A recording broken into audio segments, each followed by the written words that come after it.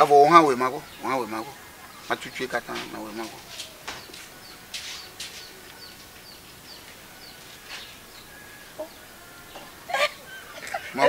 oh ajagwa akaka mbubu ya na dafia afia ma na ba dafia tie bobi ya iba na ba dafia mbubu ma na dafia iya chami gan ke ebia am papa va yire gbo gbedo ma di mo da foto yi ma ebia fifere undo o jobo whatsapp yi ma bo whatsapp we ma bo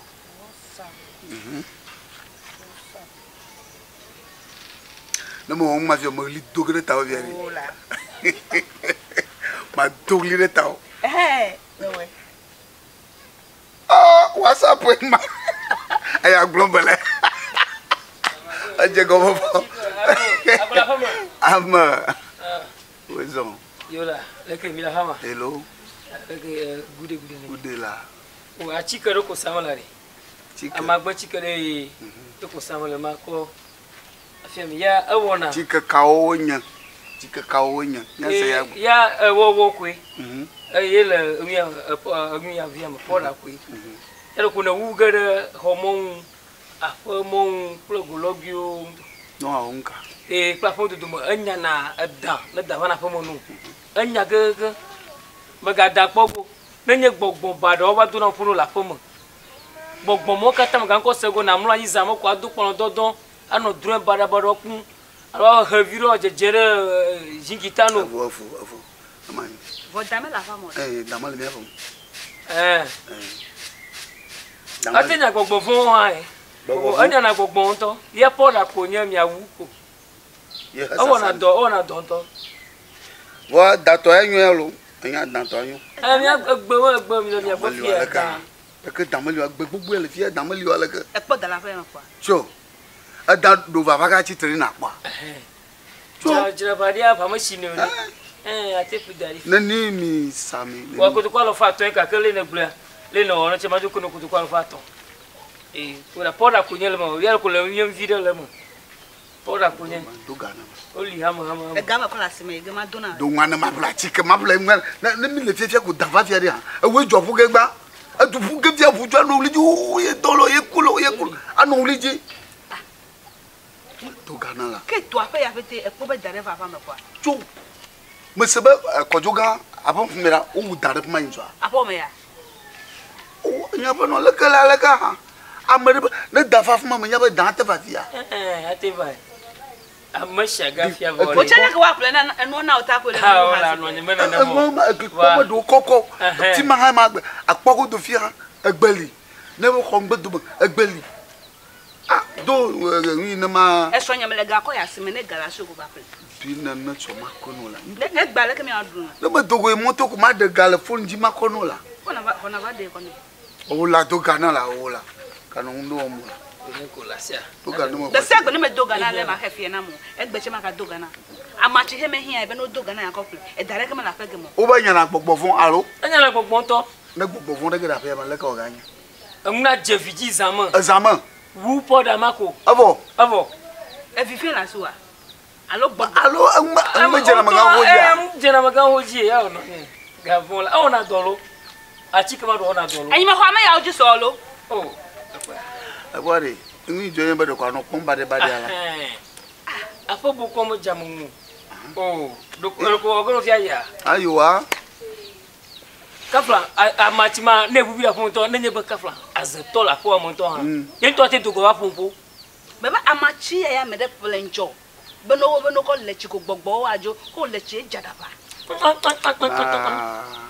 kama nya amachima amachima nka ka chochi do do ve ho ya mama chima plea anye mama buga nan la eso ni medine na ola mama mado nene na tolo fa ve na nene le no ajam faut quoi faton ama ton faton ala lo fa fe la le kan te o hanya gamale me ju ma ga do ne popo ga ga dare ngaji ya ala fa be kuma kona welo koya na asba nya ga on to gamala shi ma agba ko minya pon ha Ne misere, no do magava ka mi anto mi akora. Ya ne misere me wa dole ke mi afia. Magava ka na mo nya do ga. No pa ko ma do ko mi agble ni o ha. O ji bubu na mi a. Ya mo nya drafia for the ka mo wie ton ya. Manala. Amanga ho. Sia. E fo pa. Alo lare. Agbe koshira achojura yin ma pa monugo wa mata zen gba. Ate zen gba fa. Ate zen yin azamako. Avuvira. Evo. Abena se to la fama. Ate to wajo. Afamajo. No lolore le ko. Weleji. Manyola. Manyo. Ojojoke. Man. Moko. Zamu mena vuvugere mo mo. Yo la mola. Afo kila mafia mo e. Yeba.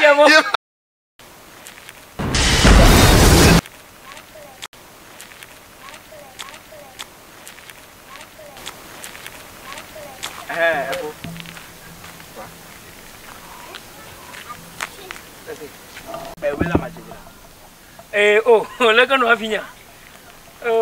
Anya machi adralo. Anya. Apa? Adelino. Ajima. Bona. Ona tonto lo nyana. Axeto gogofon. Edamini. Ta me jibe na zama che de na nya hamaku.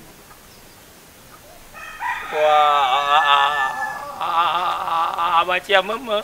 Mega kukona mebe damenye zama chia na nye hamaku fifila amachi ma ona dona dao akpona di madu mamu ngari ngre kemelimi omu ya de kumu kona manu manage vivi ewa ya sele ko la sinyo lo poda sele ko la sinyo oh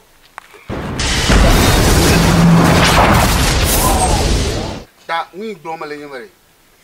Epo oya.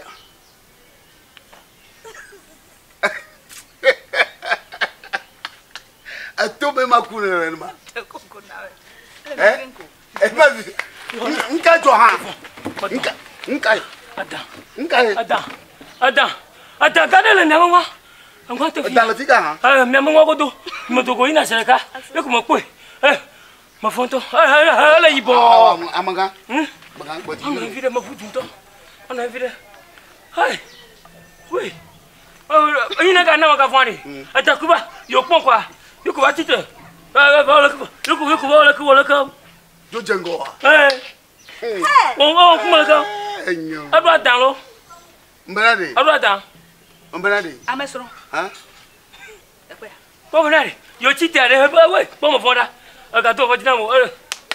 Mbrade. Me wala atike jamo. Ma we za chike na fitila. Alo ma chike to. Ikan mo po chofia yide tide ko mo we za. Anye da chika la. Mo we za chike re. Anye da chika no. Ma da chike jama la. Fofo me blona obe ameya hajo kamole. Oh. Ko ba na. Bodi da blona. Magan. Bono ali ufu na ma wa malulu abanye no. Ko apo na o. Atafu. E ma kuku nye. Kuku nye ma. Bodi anya kejo. Adan mo po fiare. No to po da ma la idi mo lo. Yo me se ko gana. Adan ko. Onare. Ayi di mo. Wa chike dra ba wunata. Me kwa chika plasio.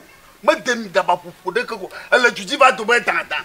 Fo po onare. Awan to are. Oya cho. Adamare. Bodi ma do. So Ko ba gana. Ko ganya na. Bodi. Ko gana. Achike le mo na. Fofo ko gana. Achike Ko gana. Adam mo mo kwade. so yin mo wa ngbagbo. Me be ko gana. Adam mo kwade. Mo wa ngbagbo. Achike mama. E to mo chute fe mo fi oga. Ko gana sinye. Achike mo sanamia. Maga la doji no. Bodi achike mo sanamia de. Ya danvio achike ya mi afa ma danvio ku ba bagala. Ma wi tunu ba dan ba chike. Ba manya. Ya mo kwa titre. Ma achike mo sanamia ma tinatu. Ejila sinye lo. Oya ko gana. Maka flo. Wa ti gana. Ma ko galam ya ma apete mo na mi. Ala baga ma ko na mi.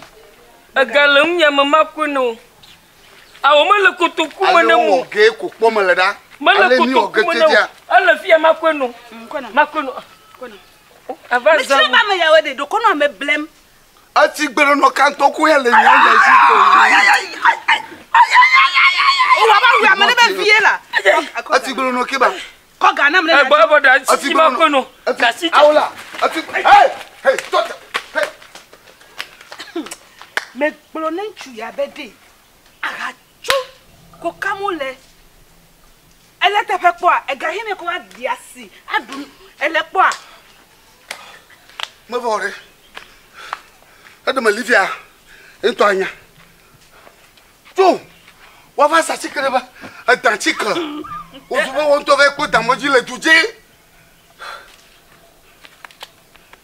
Ni wa. Ko na ve ton so.